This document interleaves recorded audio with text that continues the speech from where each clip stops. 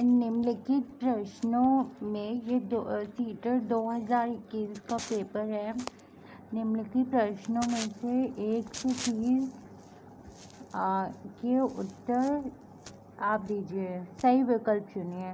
तो पहला क्वेश्चन है, अधिगम के लिए निम्न में से कौन सी धारणा उपयुक्त है। अधिगम मतलब लर्निंग सीखने के लिए इनमें से कौन सी जो काम करेंगी, कौन सी चीज़ें। तो प्रयासों से कोई फ़र्क नहीं पड़ता, प्रयासों से तो फ़र्क पड़ता है। अगर हम बार बार प्रैक्टिस करेंगे तो फ़र्क पड़ेगा ही।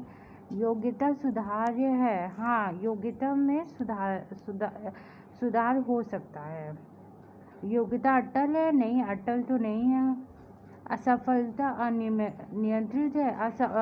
अगर हम बार बार कोई चीज़ सीखेंगे, अगर उसको सही तरीके से सीखेंगे तो असफलता नियंत्रित हो सकती है। असफलता से सफलता में जा सकते हैं।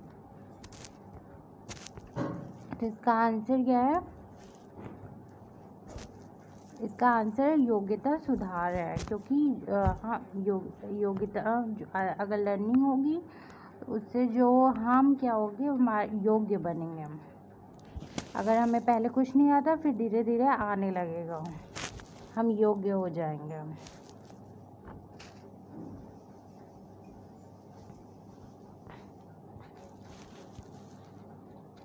दूसरा क्वेश्चन है, निम्न में से कौन सी परिपाटी विद्यार्थियों में संकलनात्मक समझ में बढ़ोतरी करने में सहायक है। तो उसमें क्या होता है, संकलनात्मक समझ, जो कोई जैसे संकल्प की जो समझ होती है उसको बढ़ाने में कौन सी चीज़ सहायक करेगी। बार बार अन्वेषण और संवाद, पहले ये देखते हैं। बार बार परीक्षा है, बार बार परीक्षा कराने से होगा संकल्प शक्ति या ये समझ बढ़ जाएगी। पाठ्य पुस्तक केंद्रित या किताबें पढ़ने से होंगी सिर्फ, या फिर प्रतिस्पर्धा आधारित जो कॉम्पिटिटिव एग्ज़ाम्स होते हैं उनसे होगी, या फिर अन्वेषण और संवाद। अन्वेषण मतलब क्या होता है कि खोजबीन करना, इन्वेस्टिगेशन, और संवाद बातचीत, इसके द्वारा ये समझ डेवलप होगी, अन्वेषण और संवाद के द्वारा।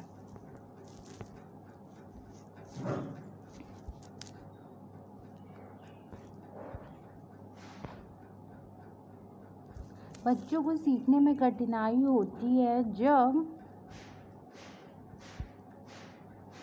कब कठिनाई होती है, विषय वस्तु को बहुरूपों से प्रस्तुत किया गया हो।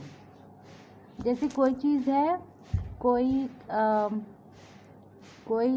टॉपिक है, अगर वो हमें समझाना है तो हम उसको ड्राइंग के थ्रू समझा दें, फ्लो चार्ट के थ्रू समझा दें, या बोल के समझाते तो क्या उससे सीखने में कठिनाई होती है? उससे तो आसानी ही होती है। तो ये तो आंसर होगा नहीं। वो आंतरिक रूप से अभिप्रेरित हो, वो अंदर से मोटिवेशन हो, तो उसको सीखने में तो आसानी होगी ना। तो ये भी आंसर नहीं है। अधिगम सामाजिक संदर्भ में हो, अगर वो समाज से रिलेटेड हो तो वो जल्दी ही समझेगा ना। अगर वो अधिगम मतलब लर्निंग, ये भी नहीं है। सूचना अलग अलग टुकड़ों में प्रस्तुत की जाए, अगर हमें कोई सूचना छोटे छोटे टुकड़ों में अगर वो प्रस्तुत की जाती है तब हमें उसको समझने में कठिनाई होती है। अगर हमें उसको एक ही साथ हर एक पहलू को जोड़ के अगर उसको बता दिया जाए तो वो जल्दी समझ जाएगा, ना कि थोड़ा थोड़ा, थोड़ा इसका पार्ट, थोड़ा उसका पार्ट, थोड़ा उसका पार्ट, इस तरह नहीं समझ में आएगा। तो ये आंसर है। अधिगम की सर्वोच्च अवस्था कौन सी है? तो अधिगम की जो सर्वोच्च अवस्था है वो है, अगर हम कोई चीज़ सीखना चाहते हैं तो कैसे हम जल्दी सीख पाएंगे। क्या होना चाहिए उसमें? एंग्जाइटी नहीं होनी चाहिए। ये नहीं कि बहुत स्ट्रेस लेके कोई चीज़ हम सीख रहे हैं। उसमें बैलेंस होना चाहिए और डर नहीं होना चाहिए।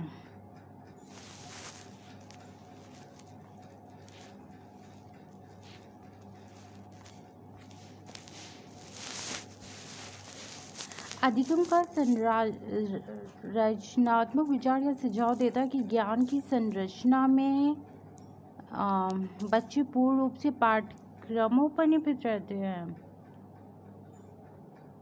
जो लर्निंग का जो विचार है, ये सुझाव देता है कि ज्ञान है उसकी जो बनावट है वो बच्चे जो है क्या वो सिर्फ पाठ्य पुस्तक से या फिर बुकों पे ही निर्भर करते हैं, या बच्चों की कोई भूमिका नहीं होती है, या बच्चे पूर्ण रूप से वयस्कों पे, या तो वो सिर्फ बड़ों से ही सीखते हैं, या तो बच्चों की कोई भूमिका ही नहीं होती, या फिर वो पुस्तकों से सीखते हैं। तो ये तीनों ही नहीं है।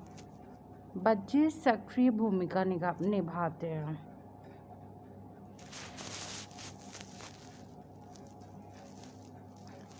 बच्चे इसमें एक अच्छी भूमिका एक्टिव भूमिका निभाते हैं। एक कार्य के दौरान साइना स्वयं से बात कर रही है कि वह कार्य पर किस प्रकार प्रगति कर सकती है। तो वागोस्की के भाषा और चिंतन सोच के बारे में दिए गए विचारों के अनुसार इस तरह का व्यक्तिगत वाक्य क्या दर्शाता है। एक साइना सोच रही है कि हम अपने काम में कैसे आगे बढ़ सकते हैं। तो वागोस्की के अनुसार ये व्यक्तिगत वाक्य क्या है ये। तो ये जो है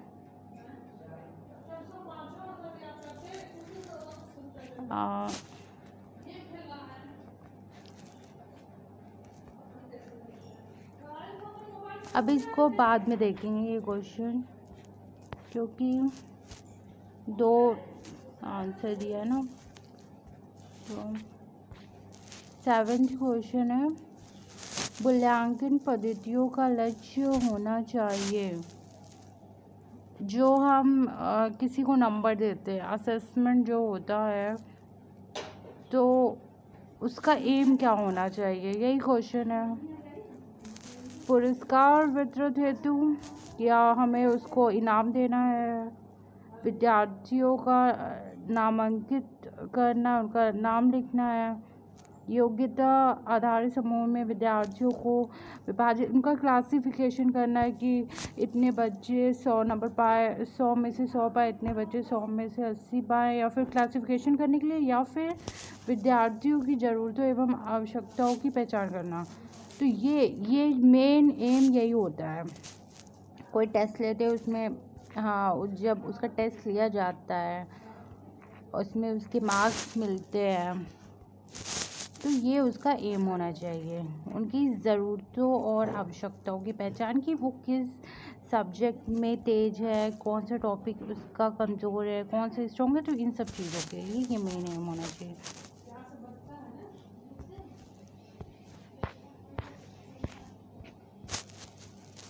एट्थ क्वेश्चन है, बच्चों के विकास की व्यक्तिगत विभिन्नताओं को किस पर प्रतिरोपित किया जा सकता है।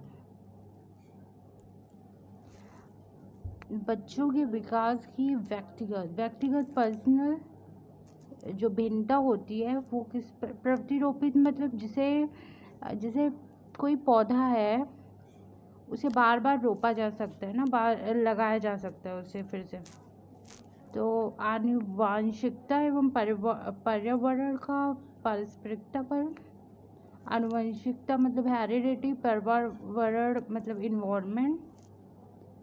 तो देखो बच्चों में जो व्यक्तिगत भिन्नता आती है, जो डिफरेंस आता है, एक बच्चा दूसरे बच्चे से अलग होता है दिखने में या बोलने में, या जो भी बिहेवियर है उसका, वो किस पे डिपेंड करता है। तो या तो इन्हीं दोनों पे निर्भर करता है, हेरिडिटी और इन्वायरमेंट। पहला आंसर होगा। केवल आनुवंशिकता, ये तो गलत है। पर्यावरण भी रोल प्ले करता है, ना तो आनुवंशिकता ना पर्यावरण, ये तो पूरा गलत है।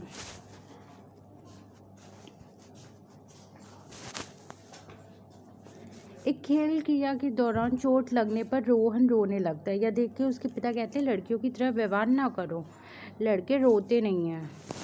तो ऐसा होता है जब कोई लड़का रोता है तो कहा जाता है क्या क्या तुम लड़की हो जो रो रहे हो।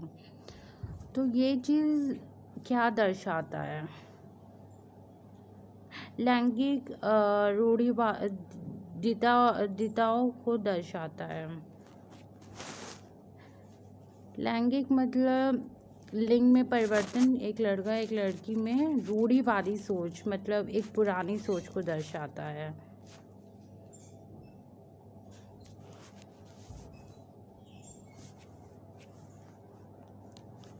एक प्रगतिशील की जो वो आगे बढ़ा हो कक्षा में विद्यार्थी को अनेक अकादमिक अंकों के आधार पर नामांकित करना चाहिए। अध्यापक को अटल पाठ्यक्रम का पालन करना चाहिए। विद्यार्थियों में प्रतिस्पर्धा पर बल देना चाहिए या फिर ज्ञान की संरचना के लिए प्रचुर मौके प्रदान करना चाहिए।